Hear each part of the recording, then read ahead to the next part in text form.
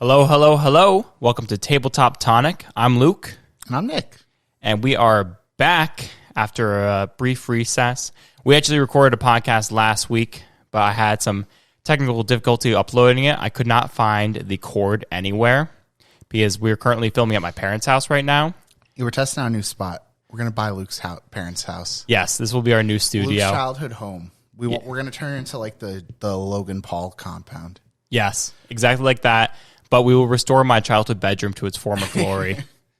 Shitty posters and all. Yeah. But I couldn't find a freaking USB-C cord anywhere in my parents' house. The round end one, right? Yeah, it's the only one that the Rodecaster takes. So I couldn't upload anything. I finally found it, like in my car, and then I was able to upload it. Those are like the most like inconvenient ones because I don't know. I feel like everything uses USB-C now, but like you never always have one. You always lose that one. Yeah, and there's a million like USB like B, like connectors like in like I found like drawers full of just like these old like chargers like the original iPhone chargers and stuff. I was like, how is there so many chargers in this house, but I can't find a single one that I'm looking for? I know. But it's a terrible excuse for not having a podcast uploaded in time. I couldn't find my charger. Couldn't find the wire. Couldn't find my cord, guys. There was like something saying like they were trying to make every single phone USB-C. Yeah, USB-C. Yeah. So it was like universal. Well, the data transfer rates are like super good for really? USB-C. Yeah, like the charging and stuff. It is the best. Like, I think Apple though refuses because they're stuck on like Thunderbolt or something. Aren't the new iPads USB-C? Oh, are they? I'm pretty sure that the new iPads are USB-C. I can look it up really quick. I know their new. They just announced new iMacs that essentially get rid of all the ports. There's only like 4 Thunderbolt ports on there. Why? I don't know. So you have to buy you have to buy like the dongles and stuff. Yeah, you have to buy all these connectors. There's. I don't think there's even an SD card slot in the new. iPhone sticking with Lightning port over USB-C. Huh. I thought that they did switch to USB-C, but this is also the first time I've Googled anything in the entire history of the podcast while we were doing it, and I feel better for it. So that was a big moment, guys. I'm glad you were here for it. And it's also the last time. From now on, I'm sticking exactly to what I know. And if you tell me otherwise, it's not true. We're not looking it up. We're just going to release a fact checked segment after this. Years from now. Yeah. Years from now. Where we review every episode. Do you see the new iPhones that do not come with a cord anymore?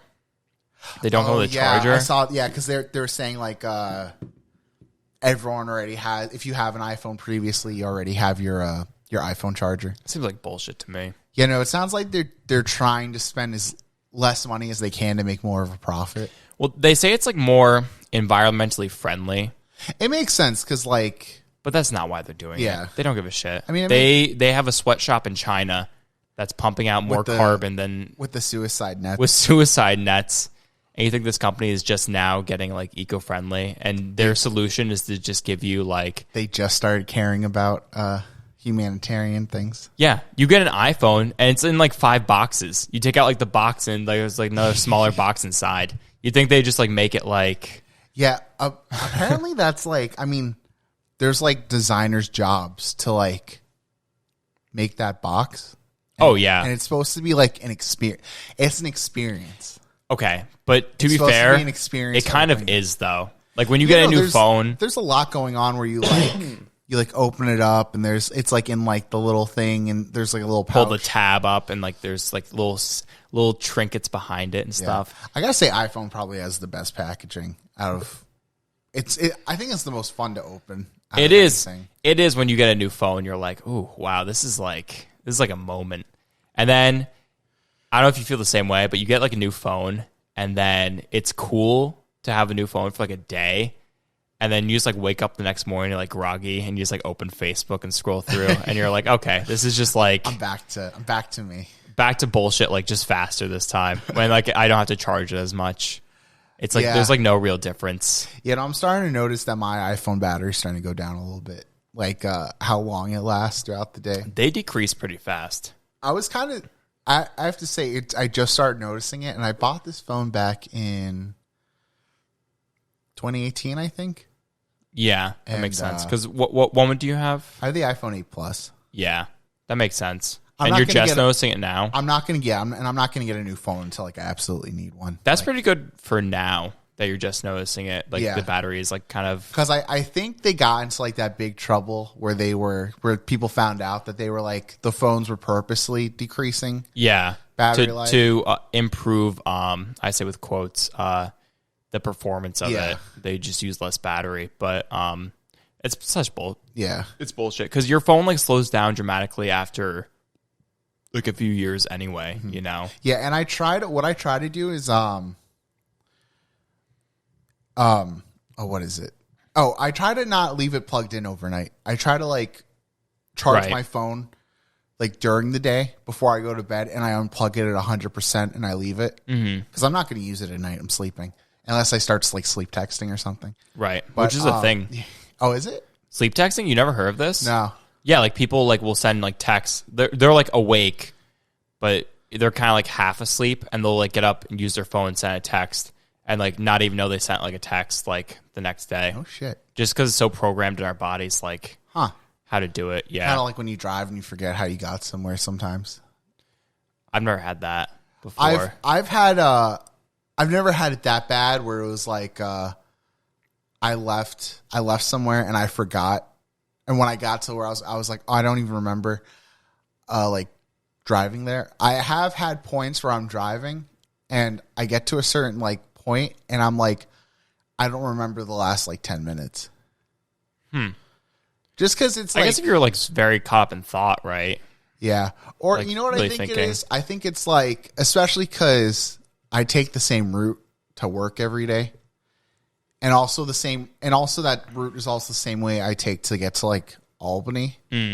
So like, I don't know. I feel like it's so like, just like robotic for you. Yeah, it gets to a you don't point have to think where, about like, directions at all. Yeah, you like almost like forget about what's going on, which I guess is dangerous, but no, because once you drive for like a while, especially if you know the route. But I think that happens to everyone, though. I don't think that's just like.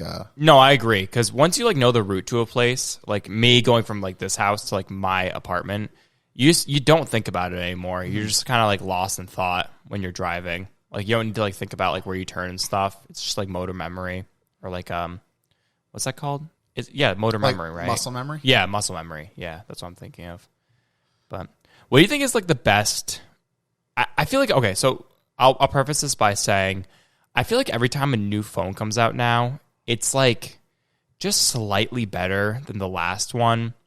Like there's no like really huge changes. It's always like the screen is like a little bit bigger and like we made it a little bit thinner. But like nothing that really like shocks you into like, oh, I gotta have that phone. What do you think is like the best phone that you ever owned that like change your idea of like what like a piece of technology could be? I mean, the best phone I ever owned. Well, I mean, I have to say, I've only had 3 cell phones in my entire life. Okay, this is my 3rd one. This is probably my favorite one. But I think when I had like, I was like, oh, this is amazing. Was my first phone, which is like a little slidey, texty one. Oh, I had the keyboard on it. Those were cool. Yeah, mine wasn't like the same brand though as everyone else's. Mine was like a different like what were those called? They were like MV3s, right? Yeah, it was like MV4. That was the one that like everyone had that had the keyboard on it. Mine wasn't that one though. Mine was it was called like a Pantech or something like that. Okay. And it was like a candy phone. It was like this big, literally. Yeah. And it was lime green. And the screen, you couldn't really do much. Like it had a touch screen though. That really was not responsive at all. Right. And but it did slide up, and then it had the keyboard underneath where you could text. I mean, that was cool. Do you remember when that was a big thing when phones switched from having a keyboard to not having one, like just touchscreen keyboards? People were kind of like worried. The iPhone, right? That was the iPhone was definitely one of the first ones that didn't have like any. It like only had like one external button that like did everything. Yeah, the home button. I mean, I just remember like talking to kids in high school, and they're like, "Yeah, I went from like having a keyboard to a touchscreen. It was weird at first, but then it was like fine." Yeah. And now like the idea of having like an external keyboard on a phone is like such a joke. Yeah. It's like pointless because there's such like tiny little buttons anyway. Yeah, that was the worst because my fingers are kind of big, and when I was trying to hit the buttons, I would hit like 3 buttons at the same time. I'm like, oh fuck, god damn it. Do you know what I thought you were gonna say? What? So we both had this phone. Oh no, I was gonna say my best phone was the Galaxy S5. Galaxy S5, baby. That phone was awesome. Yeah, when it came out, I was like, this is amazing because there was so much. So cool. It was a fingerprint scanner that you had the fingerprint slid your thumb on. It was waterproof. No other phone was waterproof at that time. That one was that one had the seals on it so that if you dropped it, I think they were like it's waterproof up to like 6 feet or something like that. But that's like still like standard now with like waterproof phones. Yeah. Is like the IPS. And also I think it said if you dropped it in salt water, just rinse it with regular water and it should be good to go or something like that. Because I remember that phone had a little like in order to charge it, you would unplug. There was like a little plug on it. The bottom part popped out and it had that like 2-prong cable. Right. But what I thought was cool that I found out like after 2 years of owning it was you didn't always need that cable. You could either use one side or the other. Oh yeah, I knew that. The one was just fast charging. Yeah. And the other was just USB-B. Mm-hmm. Yeah. And you could use either one. That was cool because like when like I forgot I went over to David. I went over to David's house. Shout out to our friend David. I went over there and I was like, oh, I need to charge my phone, but I don't think anyone has a S5 cable. And it was Mr. Herbstritt. He's like, you don't need that. I was like, what do you mean? He's like, it could, as long as you have one of the cable for like either port, he's like, it'll charge. And then he gave me one of his, he had like an old, I think Galaxy S3 cable that went into one of the sides. Yeah. That's USB-B. Yeah. And it started working. I was amazed by it. I was like, this is the craziest. I was like, this is probably one of It just doesn't charge as fast. But also that phone was, you could open that. So that was back when you could open up phones too. Oh yeah. And you also had, you could put in like a micro SD. You could put in like a panel like into the phone itself and it could be a wireless charging phone. Oh yeah, that's right. It could do that too. It was literally like they had a port in there. Mm-hmm. And this is back when you could open phones up, which I actually miss having that like ability. Yeah. Because I had You have an iPhone now, right? I do, yeah. Okay, I switched. I actually got an iPhone because I broke my phone. I just needed like something cheap to like get me through like a couple months. And I got an iPhone. And I was like, okay, now that I'm using iMessenger, like I kind of can't go back. Yeah. Like iMessage is like it's so much better than like any other like texting. Yeah. Also, not to get back, we can get back to what you were talking about before, but every app I think is almost designed with Apple in mind. Yeah, it's always Apple first, and then Android is like Android's like the secondary. Because I remember like having like posting to Instagram or Snapchat when I had my Galaxy. It looked like I was fucking like putting up World War II footage or something. When like you use an iPhone, everything's like fucking crystal clear. Because like in Snapchat, like they make the engine for Snapchat to fully utilize. Jesus, oh my god, I'm sorry, I'm having a stroke right now. I smell burnt toast. To fully utilize the iPhone processor. So even if you have a really good camera on like an Android phone. Yeah, because the Android cameras, I was really impressed with the Galaxy S5. That Galaxy S5 camera had like a really nice camera on it. Yeah.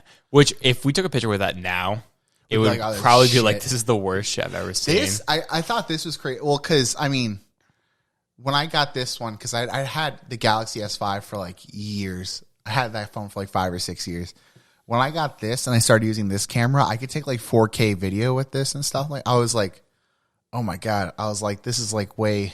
It is kind of crazy. Yeah, but I found out that phones, it's not necessarily like the megapixels of the camera that's the best thing. It's like how the processor works with the camera. Yeah, a lot of it is done behind the scenes. Yeah, a lot of it like what matters the most is like how much information like the sensor can take in, and also megapixels don't really matter. all that as much as they say. Yeah. Because they want to tell you that like 20 megapixels is like, or I don't even know like what it is good, but like if your phone can't handle that, then it compresses the image, right? Yeah. To like a shittier image. Yeah, it'd probably like downsize the file so that So it's really what like your phone can handle your camera being at, which is the big thing. It's funny. If you have like a high megapixel count on a camera and like something that can handle it, you'll get like a really like sharp photo. With video, funny enough, it's the opposite. You don't need as high a megapixel count. Actually, less is better. Like probably one of like the industry best camera. It's called Ari, makes like probably like the film industry kind of style camera. Like what a lot of people use. A lot of Oscar films are shot on like a lot of the Oscar nominated films are shot on that camera. That's only 11 megapixel sensor, I think. But each pixel is so huge, it can take in so much information. Whereas like if you were taking a photo, that probably wouldn't be like the best case for that.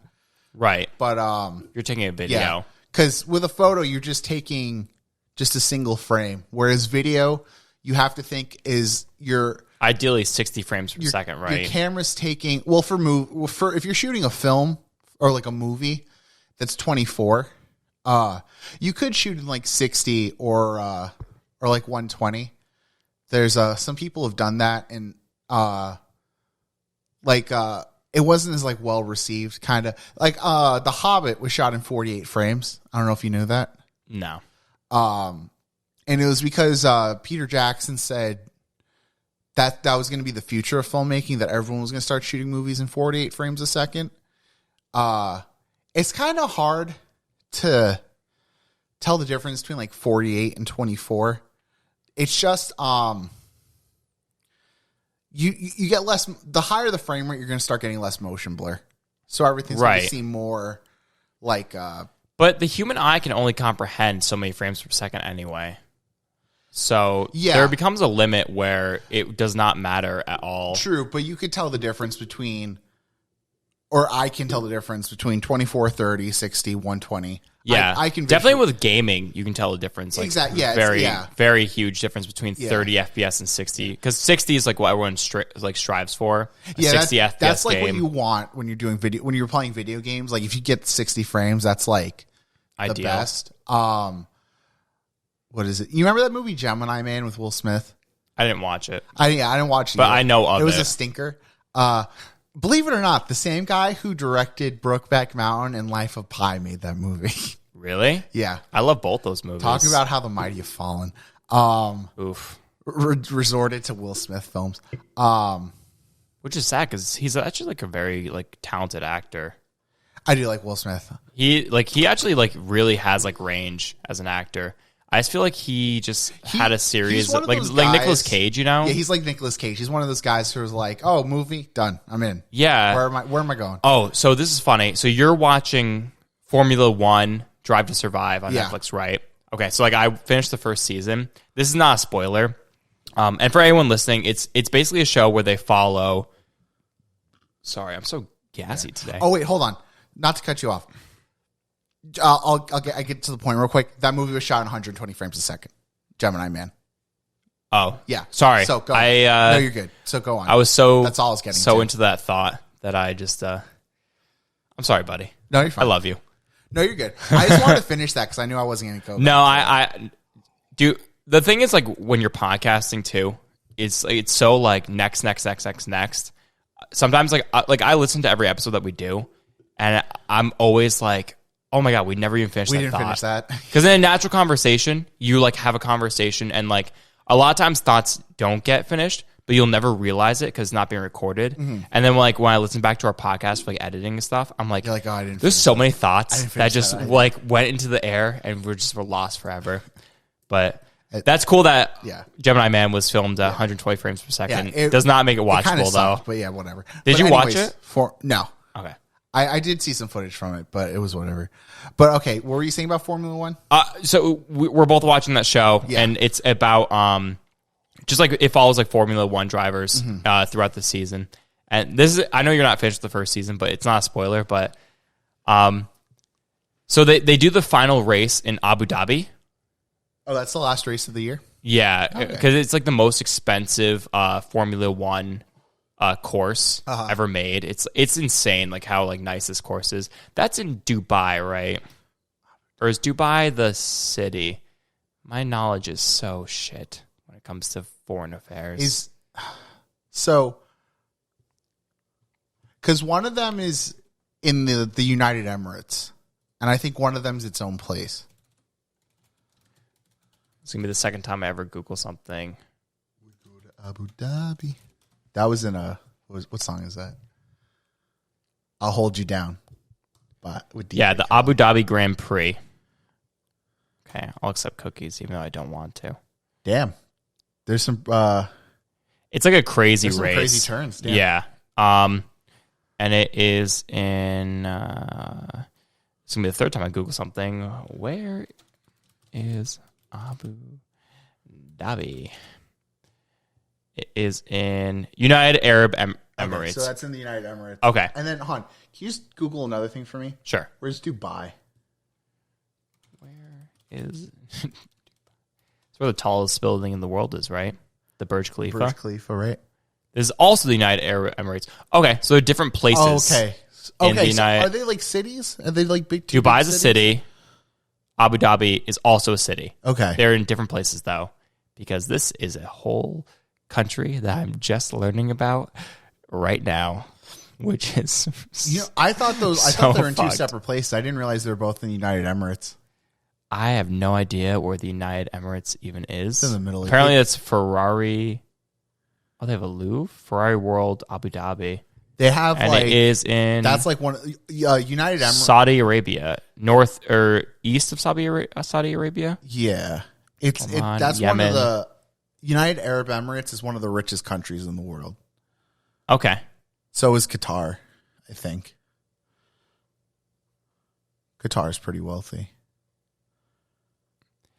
Anyways, so they have the final race in Abu Dhabi, right? Okay.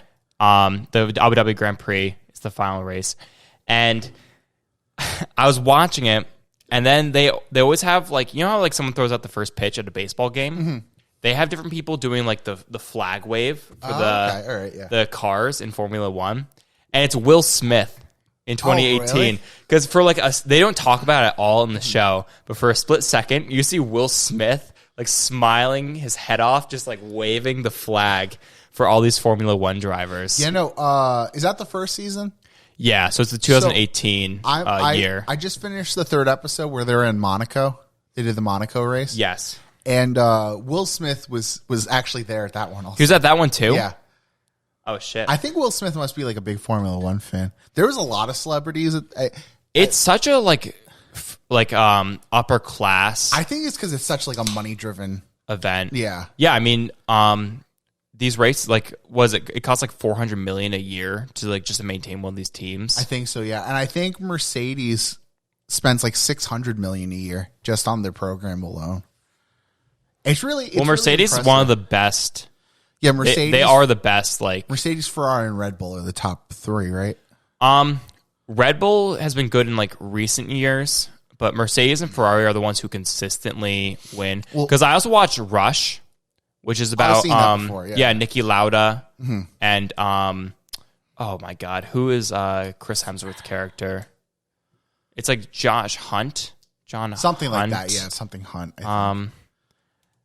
Rush. Wow. What team did he race for? Josh can't. Rush. Cast. He raced for James Hunt. James Hunt raced for McLaren, I'm pretty sure. Okay. They're also a very good one. He died at like 50 years old. Did you see that? Did he die in a crash? 45. No, he had a heart attack. Oh. Yeah. He retired like 2 years after he won like the world championship. Oh, damn. And Niki Lauda kept racing. Yeah, McLaren. That's who he raced for, which is also one of the best. Didn't Niki Lauda get like burned really bad? Got like scorched alive. So for like people who are listening who have no idea what we're talking about, in Formula One in 1976. I'm pretty sure it was. There was like this intense rivalry between James Hunt and Niki Lauda. And played by Thor and Baron Zemo. Yeah, played by Chris Hemsworth and I can't remember the other guy in the movie Rush. And basically Niki Lauda didn't want to race in this one race, and it was like raining. It was like, weather was terrible, and James Hunt got all the other drivers to be like, "Oh, you're being like an asshole because you think you're gonna lose this race, and you don't want to you'll lose a championship." And he almost killed this guy. And this guy got severely have you seen actual pictures of Niki Lauda? I haven't seen actual pictures of the. He got severely burned during the race. Because he crashed his car, right? Yeah, got his car destroyed. Oh, geez. Yeah, he got really fucked up from it. And he didn't win the champion. I don't think he ever won a championship, but the one guy, James Hunt, who did win the championship, died. He must have been excited when he heard that dude had a heart attack. I think they were friends though after the Formula One stuff. But what I was surprised to learn about since we're talking about the Formula One stuff, is there's actually multiple courses in America. Oh, there's more than one besides. So you told me that they're building one in Miami. Yeah, which is going to be next year. Yeah, they just announced that they're doing. It's called the Miami something. I forget if they called it the Miami Circuit or the Miami. Right. So they're building one in Miami, which Formula One is not something that's in the American psyche at all. I think it's because NASCAR is so big here. Yeah, I think it's just starting to get some interest over here. Right. But Formula One has never been big here. But we did have one circuit in Austin, Texas. That was the no, it's the Circuit of the Americas. It's called. Oh, that's okay. And they race there frequently. And we actually have an American team, Haas. Yes, I saw that, yeah. Which is the only American team in Formula One. But the drivers are not American, though. Which is common, though, because most, even Force India is obviously an Indian company, but they don't have Indian driver. They might now, but when I was watching the show, they didn't have Indian drivers. What was the name of the team? Force India. Okay. They're the pink cars. Okay, all right. It goes on later in the season. They talk about those guys. But there are actual Formula One races that happen here.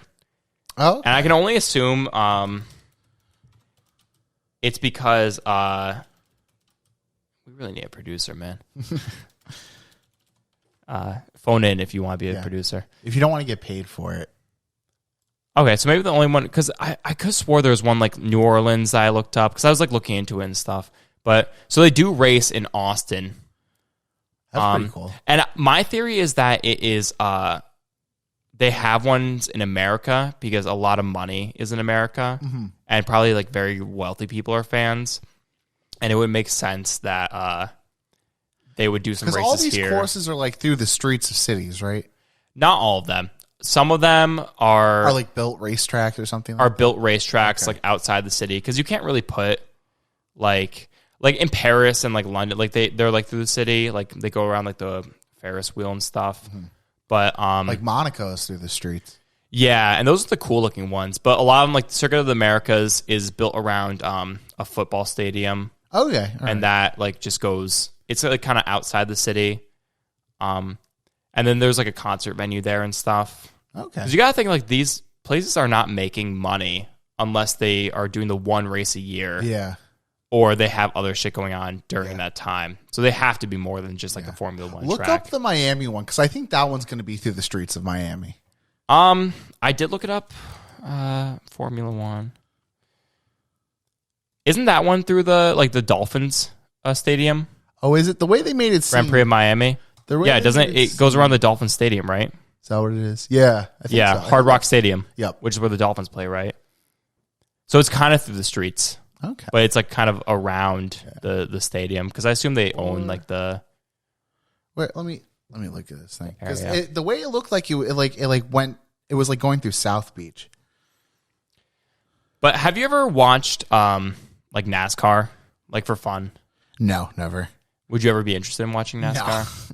I'd be interested in watching Formula One races now. Exactly. After watching the Netflix show, but it's so much more interesting. I've seen people I've seen interviews with drivers and they talk about the mechanics and the engineering behind NASCAR, and I could care less. It's so boring. So let me tell you this. Did you know NASCAR is the second biggest sport in America besides football? I was going to say football is probably number one. Yeah. I'm not surprised. There's a lot of idiots that live in this country. I think it's bigger in the South than it is up here. Yeah. In Florida and stuff. Like I said, a lot of idiots that live in this. I understand the appeal of NASCAR. I don't. I really can't understand because I can understand this. Okay, but tell me why, and I'm going to tell you why you're wrong. But tell me why. Okay. So in Formula One, the cars are all very different. They all have to be single-seater cars and follow the same dimensions. Mm-hmm. But each car is made by different companies that put completely different engines in them.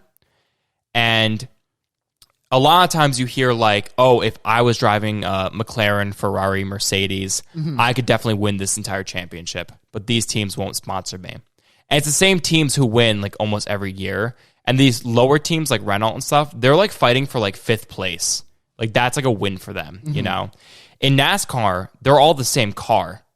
So it's more on it's all the same car and all the tracks are the same, you know? Yeah. They're all the fucking giant it's all just a left turn. Yeah. So it's more on the driver in NASCAR and less on what kind of car, what's the car built for, what circuit is it built for. That being said, a huge caveat is I do think Formula One's way more fun to watch from my personal standpoint. Yeah. Because it's more interesting because these cars could be any NASCAR car. There's different turns and stuff. They're in different cities. There's 20 different drivers and stuff. Then watching NASCAR where they just do loop after loop after loop, you know?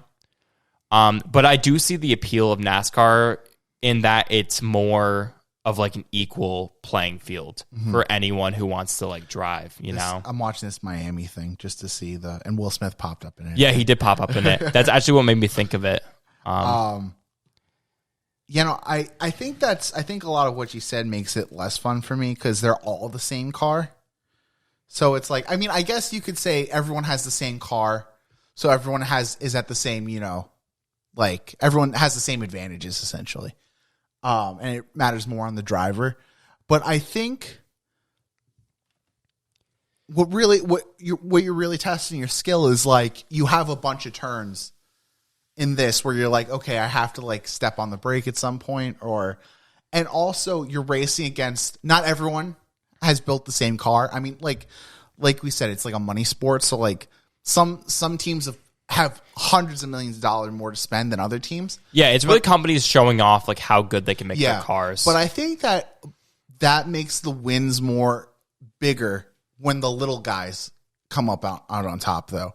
It's you're even though my car might not be built to the same standards as you, I was still able to win the race. You know what I mean? Right. But also, though, with the Formula One races, the way they decide who starts in first and who starts in 20th. There's a race prior to that. There's a qualifying race to see what your lap time is. And if you're not racing with anyone else, it's only you on the track. It's always going to be the fastest cars that get into the first and first to 10th place, you know? So is it really you could be the best driver in the world and be stuck with a shit car. True, but you don't know what's going to happen throughout the race because there's more. I think more blowouts and stuff might happen in Formula One than in NASCAR. Definitely, yeah. Because I feel in NASCAR, if your tires go out, your car, you can get back to the pit, your pit stop team way quicker than in Formula One. So you can get back out on that track way faster. Mm-hmm. Whereas in Formula One, your car goes out and you fuck up the whole thing, and they're we can't. By the time we fix this, you're going to be so far behind. There's no point in continuing the race. Right. So because there's only one yeah.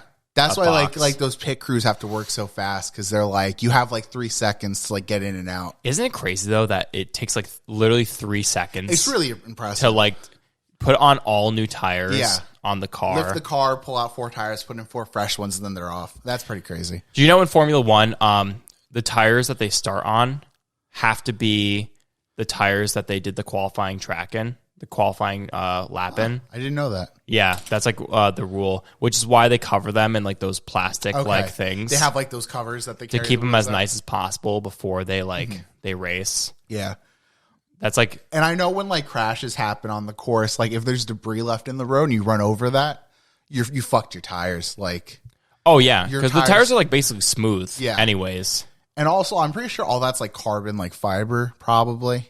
Like the outsides of the car and stuff like that. Yeah. So I can only imagine how sharp that is once it's like there's like jagged pieces out in the road. Dude, I was driving my Subaru Forester. We were driving our Formula 1 cars for fun. I was driving my Subaru Forester back from the outlets yesterday on 87 North, and there was a whole ass tire in the road in front of me, and like literally just like there, and then like obviously like I so there was a tire in the road, and I like was like, holy shit, I swerved, and there was a car right next to me, and luckily they also swerved, and I don't know if they also saw it or they thought like I was like the biggest piece of shit driver ever, but I just barely missed the tire. And then up ahead there was a van on the side of the road that was missing a tire. Jesus. So they lost an entire tire, but that literally would have like probably totaled my car. Probably. If I hit it. Because, like, that could get caught in, like, your tire,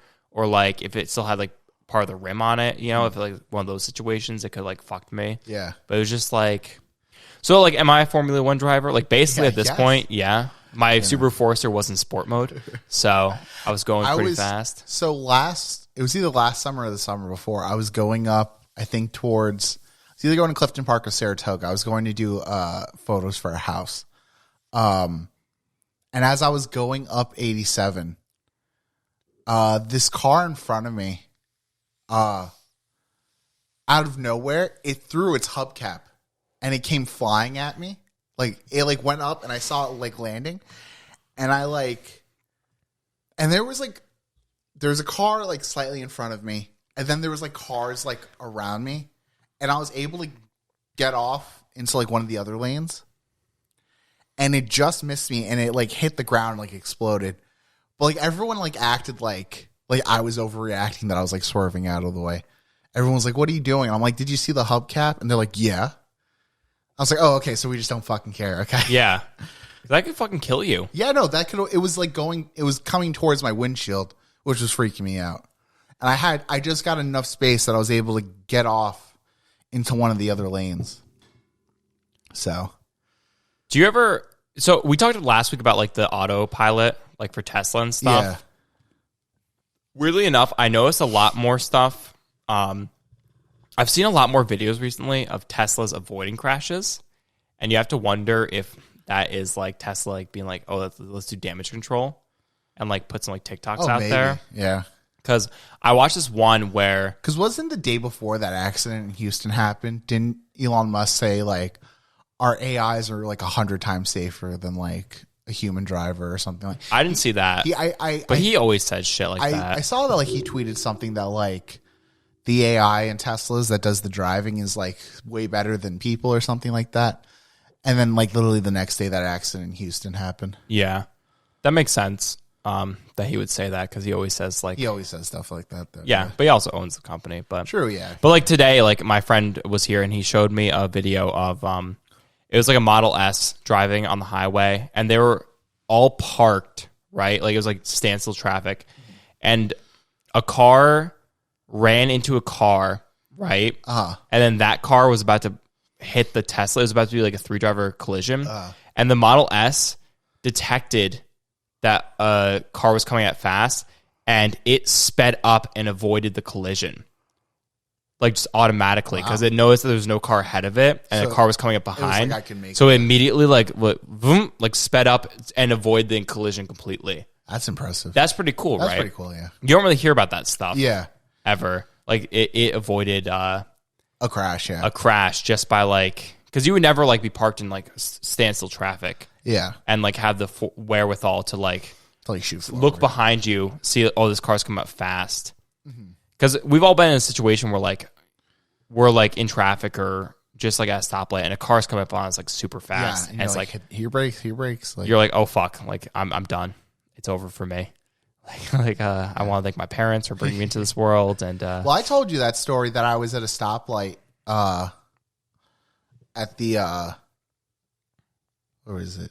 I think it was the 32 bypass. And I was at the red light in one lane, and there was I was in the front, and there was a car people next are to me. idiots on that road. Yeah, and it was a red light. Like it was like there was like multiple cars stopped, and then I hear screeching, and the car next to me goes out into the middle of the intersection. Some dude was either like not paying attention or something, or he hit ice. But I didn't think there was any ice on the road, so I was just assuming he probably was paying attention. Like ran into the back of this guy while we were at a red light, and like his car like knocked it into the intersection. Ugh. And that's even scarier because you're like, what the fuck do I do if you're like the car in the intersection? Thank God that like no one was like coming at that point, because like that would have been insane. That person would have gotten fucked. Oh yeah. Have you ever been to like in an accident with like another person? I have not. No. Me neither. Thank God. The only time I've ever gotten to like trying to keep it like that. Yeah. The only time I've ever been in accidents where like it was just my car, and it was always ice on the road. Yeah, I went off. The worst thing I ever did to my car was this past summer. I accidentally hit a garbage can. Oh yeah, that was the worst thing that ever happened. Yeah, that sucks, man. Didn't like destroy your like your side view mirror? Yeah, fucked up my right mirror. Yeah, that's rough. Thankfully, nothing like that was like the worst of it. Like nothing like I didn't like fuck up my engine or anything. It did dent like the side panel. In that area between like the front of your car and like your passenger door. I dented that. I lost like a little like plastic piece by like one of my headlights. Yeah. Probably the worst part was the dent, and I completely fucked up the right mirror. From one garbage can. Yeah, one garbage can. It sucks. I was like only going like 30 miles an hour too. You know, they say that like time slows down in like an accident. That's definitely true. Because the only like accident I've been in it was like the road was icy.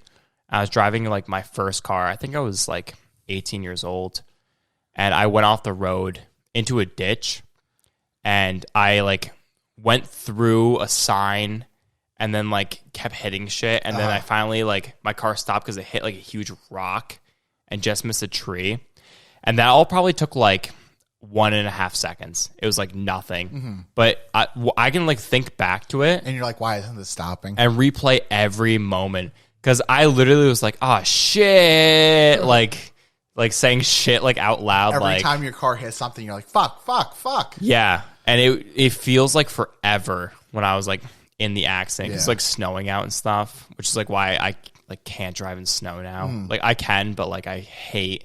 Because both my accidents have been like when it's snowing and like icy out, so I have like anxiety like doing that now. I know. I've had close calls in the snow, but I've never had anything bad happen. Thankfully, I've had some pretty crazy like slides on the ice where I was like, oh fuck, this is like not good. But I had one. I was going and I hit the brakes, and my car literally completely went sideways as I was like sliding like this, and there was no car coming on the other side, and I was able to like turn it back the other way, and I was like, I had to like stop the car for a second. I was like, holy shit! But like I was like, if another car was coming down, I was like, I would have been fucked. Like I was like, I don't know if like how bad that would have turned out, but yeah, it's crazy, man. Do you know what I thought about recently? I think it was a good, interesting like thought experiment. So, so say like you're chilling one day, right? Yeah. In your bedroom. And aliens come down and they like beam you up, and they're like, we're going to give you the power to heal anyone just by like touching them, right? And then you can do with that whatever you want. And they beam you back down, and everything's the same. Excuse me. What do you do with that? How would you like handle that power? You can just like touch, you can like high five someone, and if they have cancer, they're completely cured. Well, I guess I'd probably try to help people I know first, right? Mm-hmm. I'd like friends, family, stuff like that. But then immediately as soon as you tell someone, it's out there. Well, I'd probably try to keep it a secret because, like you said, it'd probably get like crazy. But then the next thing I'd probably do is like I'd try to go like hospitals and stuff like that. Mm-hmm. Probably help like kids with cancer and stuff like that first. Yeah, because I thought about it. I was like, what if I had that power and I just like bought like a field of land somewhere, like in like Nebraska or something, like just like a empty field. And I was like, okay, I can heal you for free, and I'll sit here for like 16 hours a day and just come and touch me, and like you'll be like completely healed. You could like leave out like a tip jar or something. Nah, I just okay. Like for like this, the thing I was thinking of is like I'm just like in an area somewhere. Imagine how crazy that line would get. People like, probably think you're Jesus. Also, I also thought about that too. Is like people would like start seeing you as like some kind of God Christ, or something.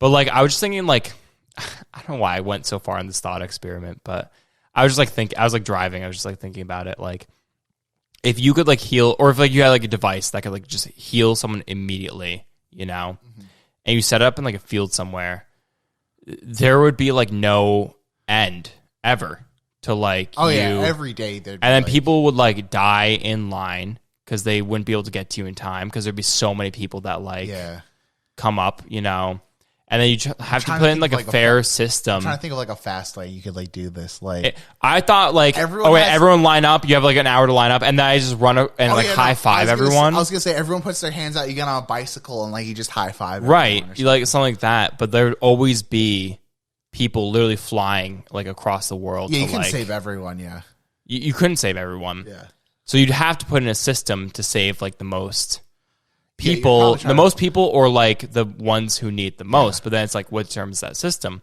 And it's like, then I also thought like, okay, maybe I'd just go to like children's hospitals and I'd probably try to keep it a secret sort of thing and just like maybe just like dedicate your life to doing as much humanitarian work as possible. Right.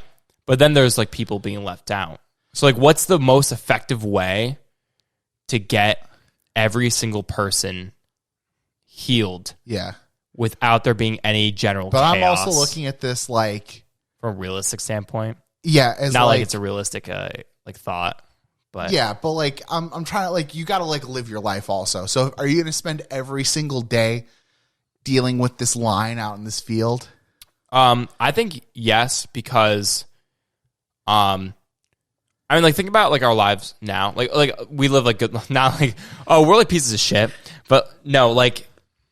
If you had the ability to heal someone just like by touching them, and you knew that you healed as many people every day that you possibly could, I don't think anyone on the planet can touch like the feeling that would be like. Like ego aside, I feel like after a while you probably get over it. I don't know, man. Like if you like heard like stories, do you think Superman is amazed at being Superman every day? No, but that's why he's unrealistic. Yeah. So like, okay, so here's like an interesting like thought too, right? So if someone actually got superpowers like Superman, Jesus, would they actually want to help humanity? Because that is like, so in Watchmen, right?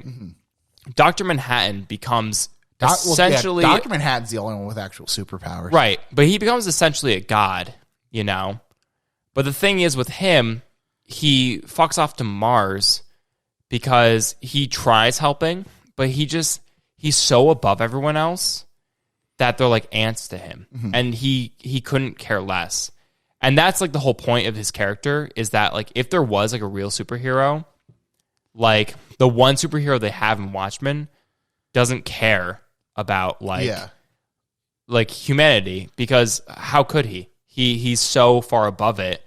It's just like someone dying in like a different country on Earth, it doesn't mean anything to him. It's just all cosmically like combined into one thing, Well, he also like perceives time all at once, though. Right. Also, so I think he also understands like no matter what he does, even though probably like in an instance he could do everything all at once, but I don't know, maybe even doing that like fucks with like the outcome of everything, though. Right. But I think that's more of a critique on like if there was like a real superhero. Yeah. Because everyone else in that comic and movie, they're vigilantes. Like, they're just people in costumes. Yeah. So like of course they care about like what happens because they are us.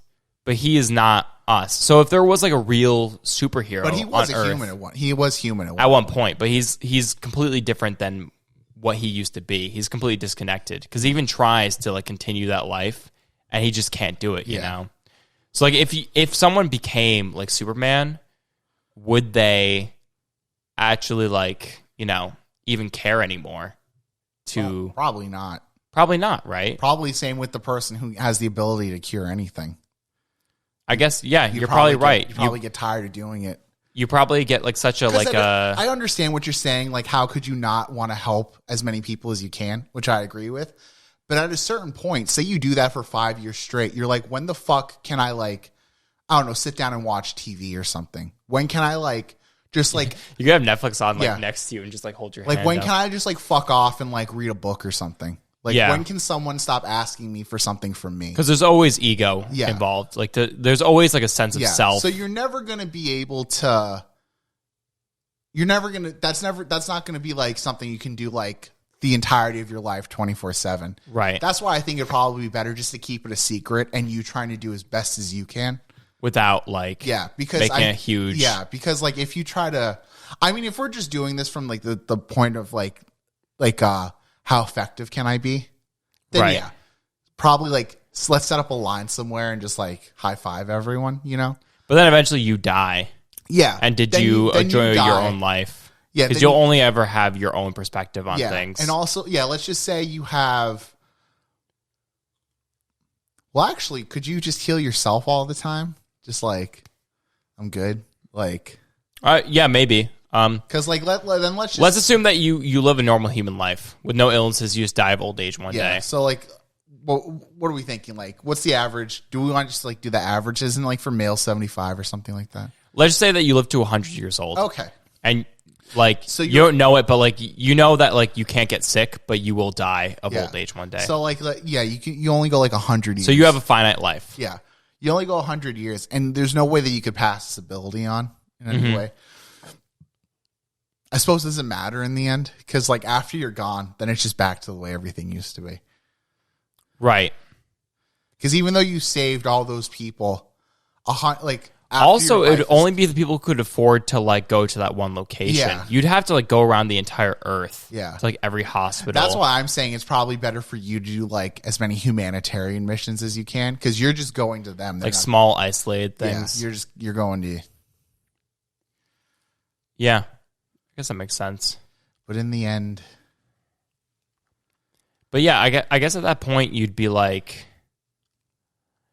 It's like doctors and like nurses. They see like so many deaths that death doesn't like really faze them anymore. It's like, we lost another one sort of thing. Yeah. And like from our perspective, like people who aren't in the medical field. Fuck. That's like. They're like, oh, that's like a shitty thing to say. Like it doesn't faze you anymore. But like after a point, if you see like in war, if you see so many deaths, you kind of just become numb to it. Yeah. You'd probably also just become numb to it at that point.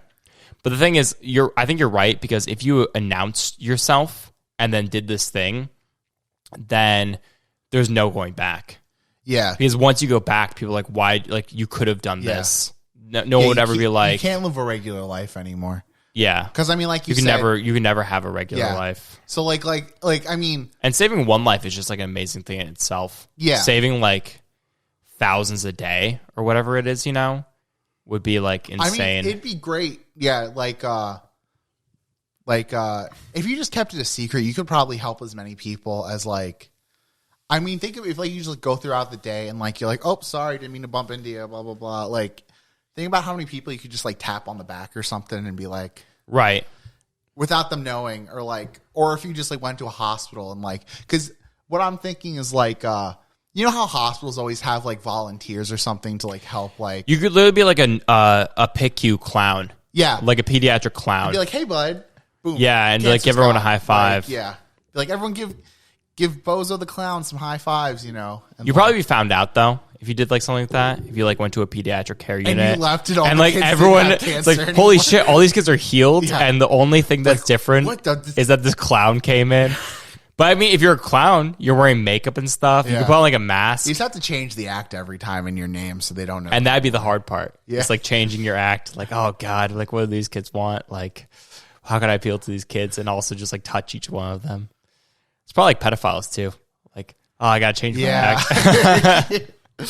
Like two sides of the, not the coin, because it's completely different. Curing kids from cancer and touch them inappropriately. You're trying to get a high five. Yeah, it's like just trying to get a high five. It's like Dave Chappelle's. Do you ever hear Dave Chappelle's movie pitches? About like superhero movies. He's like, what is it? He's like, my powers only activate, but I need a woman to touch my dick. No, I never heard that. He made some joke like that. He's like, please. He's like, my powers. He's like, the world's being destroyed. Oh, it's fucked for kids though. All right, you want to take a quick break? Yeah, I'll take a break. And then head into the next segment. Yeah. I don't know what we're going to talk about yet, but I know it's going to be amazing. It's going to be fun. So stick around. All right, we live, and we're back. Hope you enjoyed that quick ad break. So kind of like backpacking on what we talked about before. Uh-huh. So say you like randomly got like superpowers one day. Like not to heal, because that's like different. Just like superpowers or something. But like you could fly. Okay. And like couldn't get hurt or whatever. What do you think you would do? Like with that? Like just randomly you woke up one day. And you had like super strength, you were indestructible, and you could fly. Like those are the three. Oh, you get those two? Like I wake up with those three things? Yeah, you can fly, you have super strength, and you like if someone shot you, it would just like bounce off your skin. Okay. Or like if you like ran into a house fire, it would like I guess try to be like a superhero or something, right? Like a legit superhero. Like a mask and everything. Yeah. I'd probably want to hide my identity. I wouldn't want to be like definitely. Do you know what my first thought was? What? Where do I get a super suit from? Yeah, that's like the... Can't just go to like Macy's and have them like... Invincible, there's a guy who just does it. Right. But like does it on the side. Who makes your super suit though, you know? Like where would you even like go about? You probably go to like... Do you know like Into the Spider-Verse? He goes to like a costume shop and gets like a Spider-Man suit. Do you remember that part? Yeah. Like, and Stan Lee like owns the costume shop, but he gets like a Halloween costume of Spider-Man. You probably do like something like that, probably just to get your feet wet, you know? Yeah. Or like, I mean, like in the Christopher Nolan Batman movies, he was using like former like military grade like armor and stuff, like military grade stuff that Wayne Enterprises was working. Right, but say we are who we are like right now, and this happens like tomorrow morning. It'd probably be like with the resources we have. Yeah, order something off of Amazon, hope it comes in time. Like spandex. I feel like spandex is good in the movies, but is never really good. Like get like a ski mask. Oh, maybe buy some like football gear or something like that, like shoulder pads. But you're indestructible. Okay. So you don't need like a Batman suit. You just need something to conceal your identity. Yeah, So I guess do you like a Daredevil move and just get like a black like scarf over your face? Yeah, you'd want something. I was thinking like, I don't know, a ski mask. People might think you're a robber though if you have a ski mask on. But like, but also if you're like helping people. Yeah.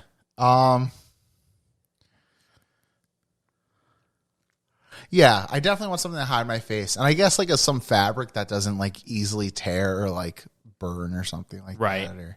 So what I was thinking of, this is like a long car ride. I had all these thoughts. Was if you like became like a superhero one day and you had to like do an outfit, and you were worried your outfit was like you didn't want people to figure out who you were, but with like cameras and stuff now, and like your height and everything, people can pretty easily find out who you are. Yeah. So what kind of outfit could you wear that like people couldn't figure out who you were? Because you'd have to hide your facial structure, right? So you kind of have to have like a disrupts cameras. Isn't there like some pattern or something? Or you know what? Why don't you make like a costume suit out of like all QR codes or something like that? That'd be funny. So like every time someone tries to take a picture of you, like, they pull up like restaurant menus. It opens up like a website or something like that. Yeah, that'd be good. But I was trying to think like, what could you possibly do of like about your? Do you know what made me think of this? Weirdly enough, what? I don't even know why, but I saw that this person had a party, and it was all people are the same heights party, and so it was based off the tallest person in the room, and you would go in. and they had like a selection of like stilts basically, and you put on stilts to make you the same height as the tallest person in the room, so you're all the same height the entire party. That was like the theme of it basically. And I was like, is there something I could wear that would like people would not know like my height? Maybe football gear in this case, because then like you could like, because it like bulks up your shoulders and stuff. Might like hide like your body shape underneath it a little bit, you know. But do you think you could go without telling anyone if you're like a superhero? I feel like I'd have to tell like a friend. I'd have to tell like someone. There's no way you can like actually do like crazy good deeds and just like not. Maybe that's like shitty of me because like I have to get like some recognition for it. I'd tell someone that I know I could trust, like, because I'd be too afraid of someone being like saying something to someone by accident, you know. I would tell you on this podcast. Yeah. Yeah, and then we just tried it out. Yeah. Yeah, because there's only like 30 people listen to each episode, so it's like, all right, you and my 30 closest followers in Virginia. We're superheroes. And was in Washington, Virginia, in the Shenandoah Mountains. I'd be the hero of the Shenandoah Mountains. Yeah, shout out to you guys. I forgot how many of you there are, but we see. It's like 5% of the podcast listeners are in the Shenandoah Mountains. Yeah. So if you're listening and you're not a racist, we love you. And thank you for listening. Yeah. But those guys are cool. Also, Ohio. Thank you to our Ohio listeners, our Texas listeners. Yeah, there's people in Texas. Pennsylvania, New Jersey. New York City. It's kind of crazy. You're all cool in my book. Yeah. Thank you. A couple other states, I think. Vermont, right? Yeah, Vermont. We're in like 11 different states right now. Yeah. In terms of listenership. Thanks, guys. Yeah. Appreciate you all. Love you all. Thanks for sticking with us this entire time. Yeah. And we're gonna do good by you. We're gonna make you proud, I think. But yeah. I don't know. I don't know what I would do. I would definitely have to tell someone, I think. Like I would like tell you and like my girlfriend, I think. And you'd have to tell your girlfriend because you'd be going off all the time. Yeah. It's like an Invincible. Did you watch the latest episode of Invincible? Yeah. I know we haven't really talked about. We mentioned it briefly at the end of the last episode. And I don't want to spoil anything for anyone. But he does struggle with like not knowing who to tell. Yeah, he struggles with trying to tell people who mattered to him. Yeah. And it's like it's a good point because like I mean it's something we've seen in superhero movies like a lot. Like Spider-Man can't tell Mary Jane that he's Spider-Man, you know, until she just like sees his face. But I feel like realistically, like if he was like in love with her and they're dating, he probably would have told her like, if he trusts her enough, he probably would have told her like before that even happened, you know? Yeah, but they were just, you know, it's like your high school girlfriend. It's like, but in Spider-Man 2, they've been dating for a while, right? Oh, I thought you were talking about Invincible. Oh no, I'm talking about Spider. Yeah, I guess with Mary Jane, yeah. Okay, so in the end of Spider-Man 1 with Tobey Maguire, she was like, "I want to be with you." He tells her, right? At the no. In the funeral, A is like, "I'm sorry, I can't be with you." Well, he's worried about people finding out he's Spider-Man and people going after her. Because Green Goblin finds out he's Peter Parker and attacks Aunt May. So that makes sense. These movies are a masterpiece. And then she finds out in Spider-Man 2 because he's fighting Doc Ock and his mask comes off. Oh, that's right. It's the end of Spider-Man 2, he tells her. Right? And he's like holding up the wall. He's like, hey, like, how's it hanging? Like, which is probably the best Spider-Man movie. Probably one of the best superhero movies of all time, honestly. The second one, yeah, that was like a solid really good. Like, compared to the other, like, all the Sam Raimi movies are, like, very, like, corny. Yeah. And, like, they're of the era, or, like, that was from. Mm-hmm. But the second one really holds up, though, in terms of, like, because it's about him, like, struggling with, like, does he even want it? It's kind of like what we talked about before. He's like been Spider-Man, and he's like, do I even want to do this anymore? Yeah. Like my quality of life his powers are kind of like fading away, and he thinks like, oh, maybe like I can't even be Spider-Man anymore. Yeah, but that's like a reflection of like how he's feeling though, kind of, because every time he tries to be Spider-Man, it just fucks up his life completely. Mm-hmm.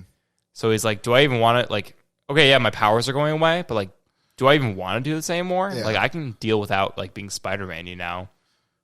And then I thought that was done very well, honestly. Like, cheers to Sam Raimi. It's kind of back to our point of the healing power. Thing.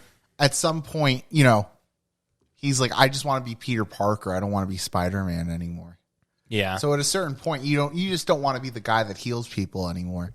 You Yeah. want to be Because I'm Luke Missler, I'm Nick Torica. Like, he got no recognition for being Spider-Man. Exactly, yeah, he got no money, no fame, and he's watching all these other people in his life. And the excel. best he can do is sell photos of himself to the Daily Bugle. Yeah, and then J.K. Simmons is like, no. These are clearly fake. Yeah, like shitting on him the entire time. Shout out J.K. Simmons. He's a badass. I actually thought about this in this past week. I think J.K. Simmons is my favorite actor. He's a really impressive. I think he's a really impressive actor. Because Whiplash. Whiplash. Did he win an Oscar for Whiplash? Yeah, he won an Oscar. He won Best Supporting Actor? Yeah. Yep. Yeah. Well deserved. Yeah. Very well deserved. And then he just does so much voice acting too. Like Legend of Korra, Invincible. Yep. Like Omni-Man. he's in everything. He was for not very long, but he was Commissioner Gordon in the Zack Snyder Justice League. He's got great range as an actor. And also What else? oh shit. He did a lot of small parts early on. Like he was Palm Springs. Yes, he was the hunter in Palm Springs. Yeah. There. And that was like the perfect like comedy. So like he can do comedy, you know, he can like that guy is like unparalleled. Like I think early on in his career he's got a lot of small things to do. And he was like the coroner in the early seasons of Law and Order SVU. I don't know if you knew that. No, I never watched that. Like in the beginning seasons, he was the coroner in SVU. It feels like he was J. Jonah Jameson, and that's kind of like the first time people like started noticing him, and then he was typecast kind of as like, oh, you're like J. Jonah Jameson, like angry man, like businessman in like this movie, and then like kind of recently, like the past 5 years, he's really expanded to like Fletcher in Whiplash. Yep, where he like is insane in that movie, but like really good, you know, like that one scene where like they're in the bar. He's like, oh yeah, like a student like told that. Yeah. And then like when they're on stage, he's like, I know it's you, motherfucker. Oh my god, that was so great, fucking amazing. That's a fucking amazing. That was movie. The best. That was that was a crazy part. That movie itself was insane. Did that movie win the Oscar? No, it didn't win an Oscar, but he won an Oscar. He won the Oscar for that movie though. I want to look up like what Oscars they were nominated for. Yeah, because that was a fucking great movie. But speaking of the Oscars had winner. Best Supporting Actor. Adapted Screenplay. Oh, it was a book beforehand. Oh, I didn't. I'd read that book. I was nominated. Best Adapted Screenplay. Oh. That means it was a book beforehand. Yeah, I right? wonder what it was before. Sound mixing and film editing. Nominee for Best Picture. Yeah. What won that year? Jason Blum was an executive producer on this. Jesus Christ! What the? I don't know who that is. Blumhouse, like the shitty horror films production. No, not. I guess it depends on what they do. They produced. Do you know who they? You know what they? It's funny. What did they produce? Oh, fuck. Why can't I think of Get Out? They did Get Out. Oh, that's a great movie. That's a good movie, but they've done so many shitty, like little low budget horror films. That's more what they're known for. Get Out only won. Jordan Peele won Best Writer for that, right? Yeah, best original screenplay. Yeah, but they didn't win any other Oscars, right? No, it was nominated for other things, but they didn't win. I feel like that movie definitely should have won more when it came out. Yeah, because that movie is kind of like a cultural icon now. Yeah, it kind of that was kind of like a big. That's like a big, like a kind of like a cultural. Because if you think, kind of a turning point almost. If you think of like horror movies in general, only like two really stand out to me in terms of like impact, and it's Get Out and it's The Quiet Place. Those are the two that like, because there's so many horror movies that I mean this, and like so many horror movies come out every year. Oh, like but it's you mean like more recent horror movies that had more of an impact? Well, I feel like in like the 70s, like horror movies like Halloween, right? Or I don't know if it's the 70s, but like or before we were like Halloween's like so yeah. I mean Halloween I can if you want. Yeah, please do. I mean like impact wise, The Exorcist was a big one. Mm-hmm. Halloween, House in what was that one called? Which one? The House in Connecticut. Oh my god. Oh, you mean the Amityville Horror? No. Oh my god, what's it? It's in the house in Connecticut. That's definitely not it. But what's that one movie? Oh my God, people listening to this are probably like screaming right now. House in Connecticut. Oh my God. What do you mean? Oh, The Conjuring? Yes. The Conjuring. Oh, okay. That was big, right? Yes, that was a big one. Okay. Yeah. But so that takes place in Connecticut, right? I think it's in Connecticut. Look up The Conjuring house because that was based on a real investigation. Right. Rhode Island. Okay. So I wasn't even fucking close. They're bored. Doesn't Connecticut and Rhode Island border each other? Oh God! Please don't ask me that while we're recording a podcast. Oh, there's Chicken Joe's. Oh wait, no. Oh, you can actually go to the Conjuring house. That's like I didn't know that. No, because Brian Bowery Jiu-Jitsu. This is like where I used to live. Oh, okay. Is this us? Okay. This is literally where my old apartment was. Okay. Zoom out real quick. Yeah. That's what I'm gonna do. But I think Rhode Island's next to Connecticut. I know Rhode Island's very small. It's up there. I think it's up here somewhere. If you had to, New Haven. So if you had a blank map of every U.S. state, how many do you think you get right? I've played that game before. I've done pretty good. Yeah, but the thing is, it's given me multiple choice. I think for a couple. If you didn't have multiple choice, but I think I could figure it out pretty. I have a decent understanding of where a lot of the states are. I think I get probably like 30 of them right. I would give myself 30. But like, because some of them are obvious, like New York, Texas, California. I know everything on the East Coast, and I have a good idea of what's on the West Coast, because there's really only 3 states border the ocean on the West Coast. Yeah, Washington, Oregon, and California. Yeah. And then I kind of, the Southwest, I kind of have an idea of where everything is. It's more like the middle states I start having a hard time. I guess, like, what would you call that? The Midwest, kind of? Yeah. That's, like, where, like, the least amount of people live, too. So, it is weird, like, looking at, like, how much space California takes up. It's a big state. It's, like, the entire East Coast, all these states take up the entire, like, West Coast, basically. It's interesting compared to the East Coast. And then you look at Alaska. It's fucking, like... It's huge. It's literally, like, almost the entire continental United States. But so few people live there because it's terrible. Yeah. I mean, shout out to people in Alaska, but it's just like not a lot of it's livable. Up there. Yeah, it is hard. And we're right next to Russia too. Yeah. Which is kind of crazy that we're bordering Russia. We bought Alaska from Russia, right? We did, yeah. We did. Yeah. And the gold rush happened. But what horror were we even movies, talking about? Right? Oh yeah, horror movies, yeah. Yeah, I think so. Probably big impacts. The Exorcist. Halloween.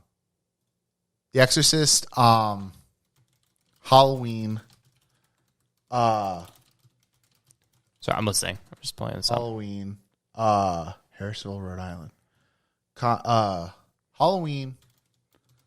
And then actually, so funny enough, a lot of, like a lot of like the,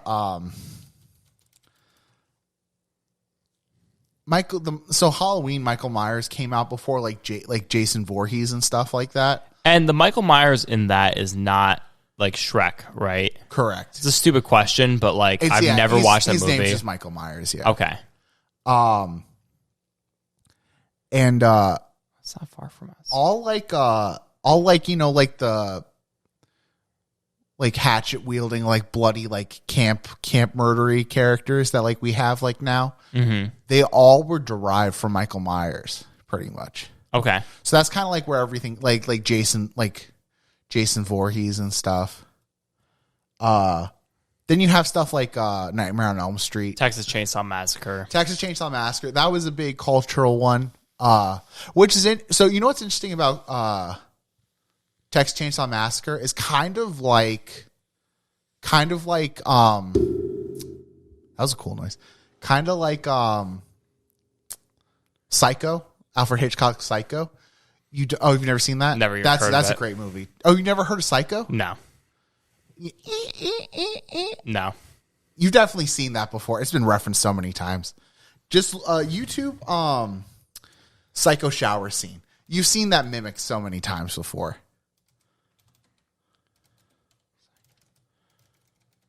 Scene. But my point was like horror movies kind of had like a huge this movie had a huge like Psycho had a huge impact. Yeah. We'll probably get demonetized for playing any audio. Don't play the audio. Just go to the Han, go back a little bit more. Also, this is the first movie. Fun fact. Hold on. Go back a little bit more. 1960 this played? Yeah. Let it play from right here. I'll point something out to you. What's this movie about? This is the first time a toilet was ever shown in a movie. In 1960? Yeah. Really? That seems like a pretty, like... That's the first time they ever showed a toilet in a movie. It's like 30 years of no toilets in movies. Yeah. It's kind of weird. So this was crazy because, this scene's been dissected so many times because it's like... her eyebrows are wild. The connection between, like, sex and violence, sex and violence and stuff like that. Mm. So she's in the shower? Yeah. So... she's really enjoying the shower. Yeah, so she's in the shower. If you're not watching the video version, there's a lady in the shower and she's loving the shower. She's like smiling. So if you've never seen Psycho before, what it's about is this lady. She steals a huge sum of money from her employer and runs away because her and her boyfriend are going to get married, elope with all this money. Like Fast Car by Tracy Chapman.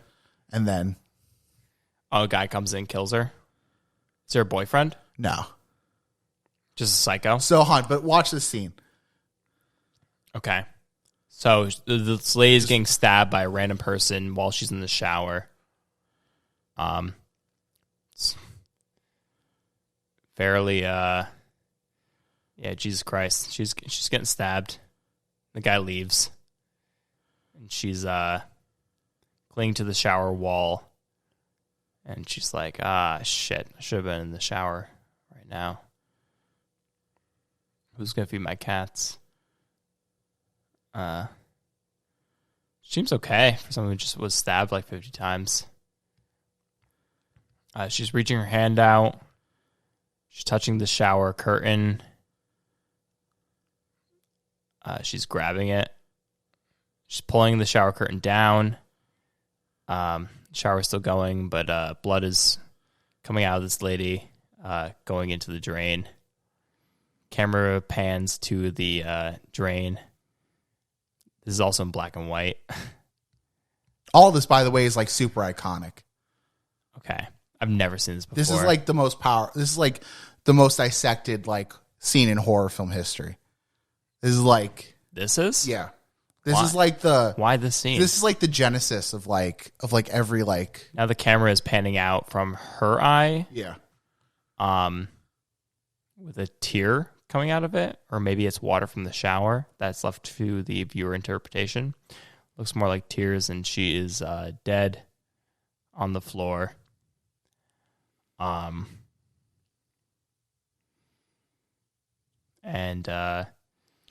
after this, this isn't important. This is Norman okay. So she got stabbed in the shower. So answer. Oh, and that's the money that she stole. It's hidden inside. And it's left on the table. Yeah. Okay. So did you actually see her get stabbed? No. She clearly like wasn't like it, I thought like it was just like because it's like an early movie, kind of like looked fake, like he wasn't stabbing her. Yeah. People who saw this in the theater for the first time, they swore that they saw the knife go like into her. No, I was going to comment on that, but I was just trying to watch it. But like the knife clearly never goes into her body. But people talked about like this when this scene came out. It was like so horrifying to people because also nudity. There wasn't like a lot of nudity going on back then, right? So, but also people swear to God that they saw her full naked body in this scene also. Okay. And if you go back and you watch this thing, you never actually see her naked. No. You see like her bare stomach and stuff like that. No, you never see like anything like lewd. It's a lot of stuff people like. Like the Mandela effect, kind of? Kind of. It's not so much like that. It's more like people infer all this stuff because they saw it. And psychologically it's really. But the base of this film, she works for this big company. She steals all this money. And she stops at this hotel called the Bates Motel. When she's like running away from San Francisco. Is that why that show is a thing? The Bates Motel? Yeah, it's about Psycho. She stops there. Keep in mind, we're like 40 minutes into the movie by now. Mm-hmm. Like 30, 40 minutes into the movie. and she's our main character. Mm-hmm. And she stops at this hotel. She meets Norman Bates. Norman Bates is talking about his overprotective, clingy mother that he has to take care of, who's really elderly, and she won't let him do anything, sort of thing. He's a handsome young guy. But he's super. Seems like a super harmless person. With right. This scene happens. She gets stabbed to death, and we're 40 minutes in. She's our main character. She's dead. And then halfway through the movie, and then after this point, her sister starts looking for her. She's like, I don't know where my sister is, blah, blah, blah. So there was a lot of stuff that happened in this film that right. That was kind of narratively wise, what's the right word? Misconstrued. It was like a narrative. It was narratively an evolutionary point, in filmmaking. This is our main character, but we kill her 40 minutes into the movie, right? And we have a new main character now, and her objective of getting out of the state with the money, that's pointless. She's been killed now, right? So now we have to focus on something else. And this scene was kind of important because you understand what's happening. You understand she's getting stabbed and she's being murdered. That's kind of like the Place Between the Pines. Is that what it's called? With Ryan Gosling. Mm-hmm. And is Ryan Reynolds in that? No, what's his name? Who's American Sniper? Bradley Pitt or Bradley Cooper. Bradley Cooper, yeah. Yeah, that kind of the same thing. How halfway through the movie it's Ryan Gosling's the main character. Then he gets killed in a bank robbery, and then it's his son's the main character. Right. Yeah. It's pretty crazy.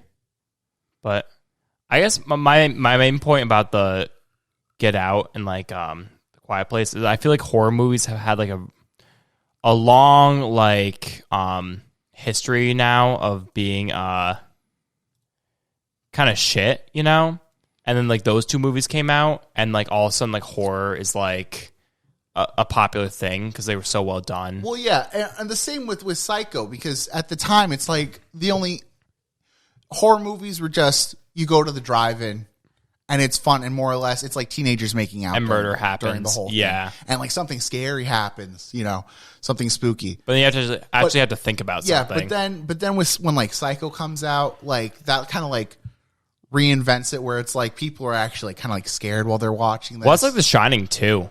The Shining is The Shining. That actually might be my favorite horror movie of all time. Well, I think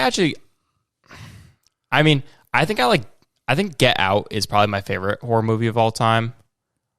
Just because it's such a it's so full of Easter eggs. I enjoyed it way more the second time I watched it. I wouldn't say Get Out's scary. I think Get Out's suspense. It's a psychological thriller. It's really suspenseful. Yeah. But I think what makes that movie more is everything that leads up to the end. Yeah, it's a slow burn. Because it's more or less But when you watch it a second time, yeah, you put together all the pieces. What's happening, yeah. You realize why that one guy at the party is so weird. The other he goes up, he's another brother here. Yeah. And he's wearing the hat and he's super weird. You don't realize that until the second time you're watching. It's yeah. This was a guy who was implanted into a black person's body. There's a lot to be taken from, because you realize it's essentially it's a slave auction that's happening the entire film. Right. And also his girlfriend has a completely different motive the second time you watch it.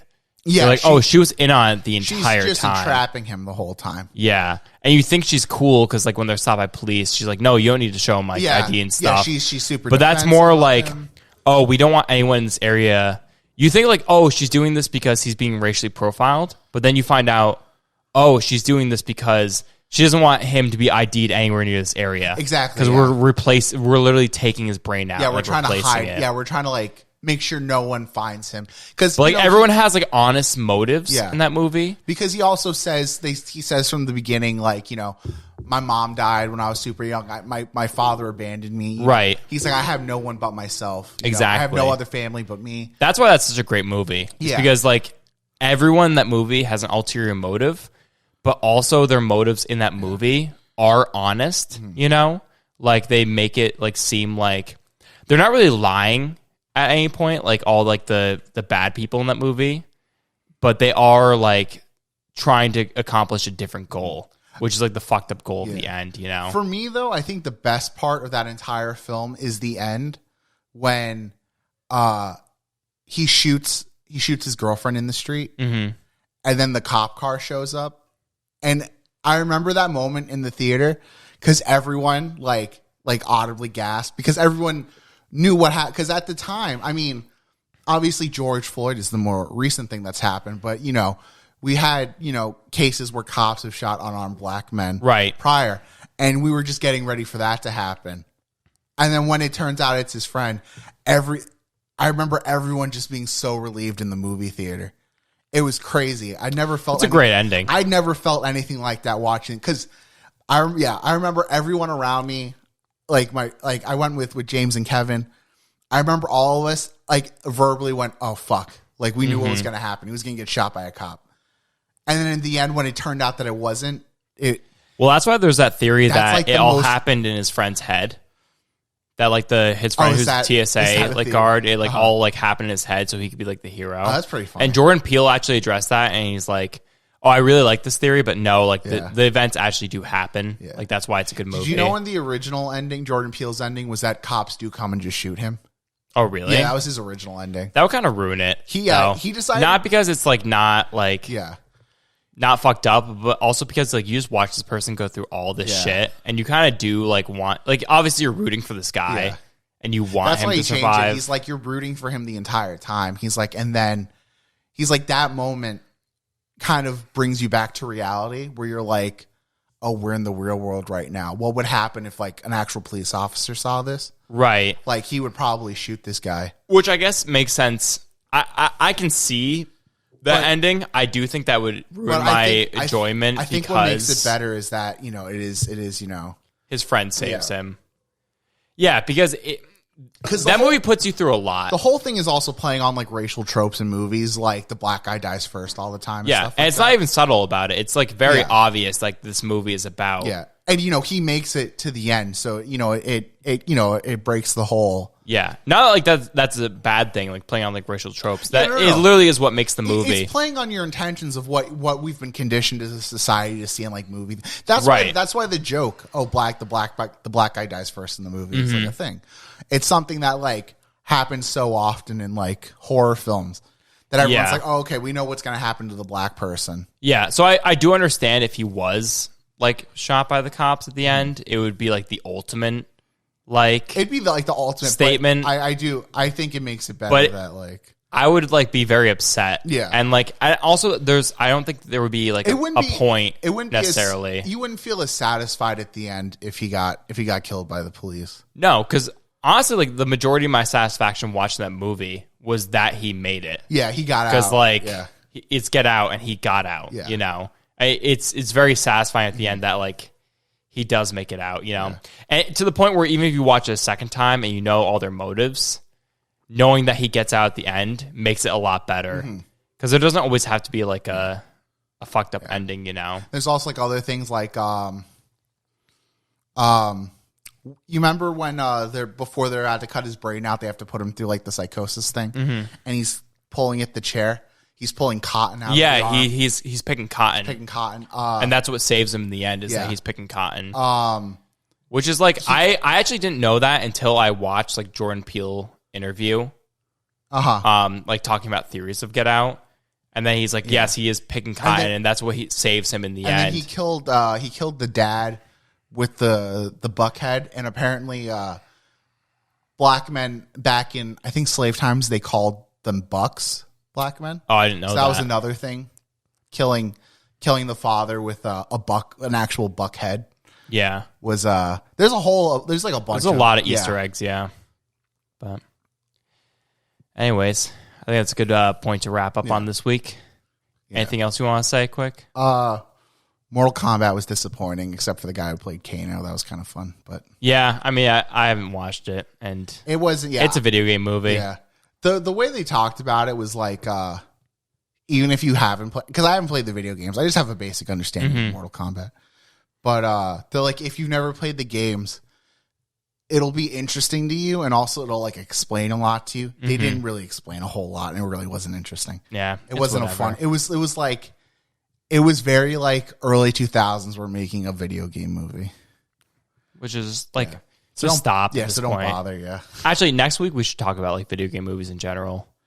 How disappointing they are. Yeah, like almost always. Is there? There was one movie that was a video. Something came out recently. Tomb Raider. No, wasn't there something else that was a video game movie that came out and that was kind of good? I forget what it was. Not Assassin's Creed. No.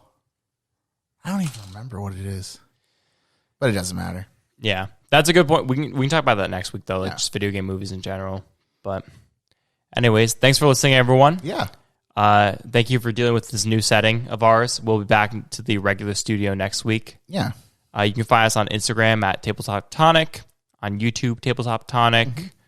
Our website, Tabletop Tonic. Our website, tabletoptonic.com, and anchor.fm/Tabletop Tonic has everywhere that we stream from. So go ahead there and then pick the streaming platform that you enjoy the most, and you will find us there. Yeah.